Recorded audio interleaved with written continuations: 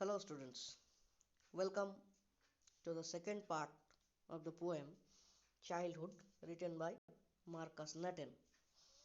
तो my dear students, आज हम लोग क्लास 11th का एक इम्पोर्टेंट पोएम चाइल्डहुड जो कि मार्कस नटेन लिखे हैं उसका सेकेंड पार्ट के बारे में डिस्कशन करेंगे। पिछले क्लास में या पिछले वीडियो में मैंने आप लोगों को पहला 2 स्टैंजा के बारे में डिटेल डिस्कशन दिया था। आज हम लोग आगे का 2 स्टैंजा के बारे में डिटेल में बात करेंगे। तीसरा स्टैंजा पोएट ऐसे शुरू करते हैं, When did my childhood go? Was it when I found my mind was really mine?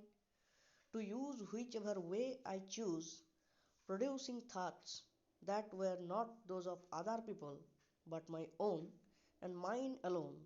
Was that the day? पिछले वीडियो में मैंने आप लोगों को बताया था कि ये पोएट जो है वो अपने खोया हुआ बचपन को ढूंढ रहे थे और वो ये सोच के काफ़ी हैरान थे कि उनका बचपन कहाँ खो गया।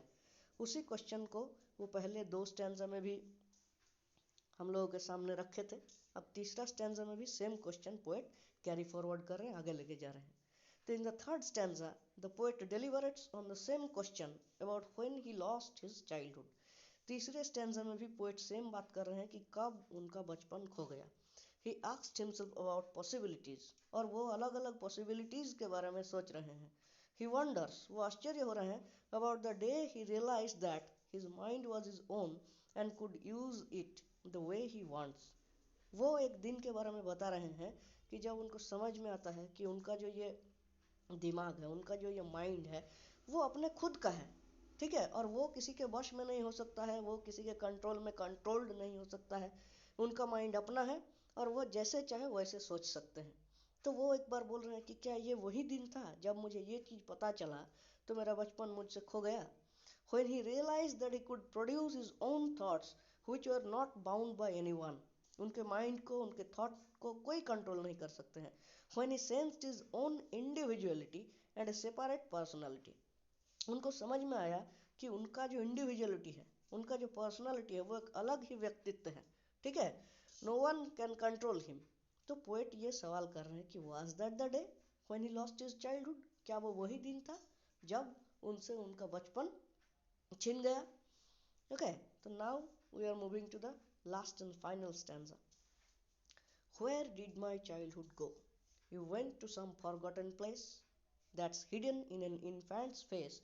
That's all I know.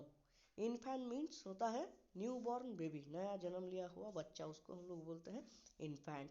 तो फाइनल स्टैंजा में पोएट बता रहे हैं that he has finally lost his childhood, उन्होंने अपना बचपन को तो खो दिया।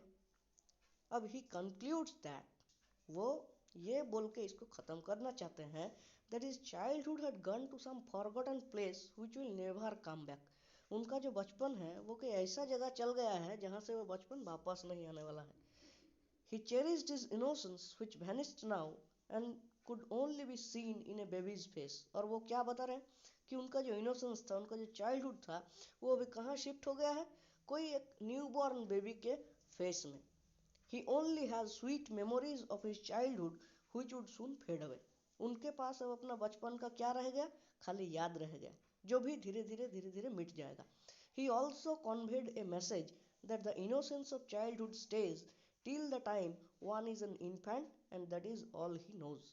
और साथ ही साथ उन्होंने ये भी बताया है कि एक बच्चा जब तक वो अपना बचपन में रहता है, जब तक वो अपने चाइल्डहुड का फेज को पार नहीं कर लेता है, तब तक ही वो इनोसेंट रहता है। धीरे धीरे जैसे वो बड़ा होता है, दुनिया के बारे में जानने लगता है, सीखने लगता है, समझने लगता है, तो उसका जो इनोसेंस है, उसका जो बचपना है, उसका जो चाइल्डहुड है, वो धीरे धीरे उससे अलग होते जाता है और वो एक अनजान जगह में जाके छुप जाता है।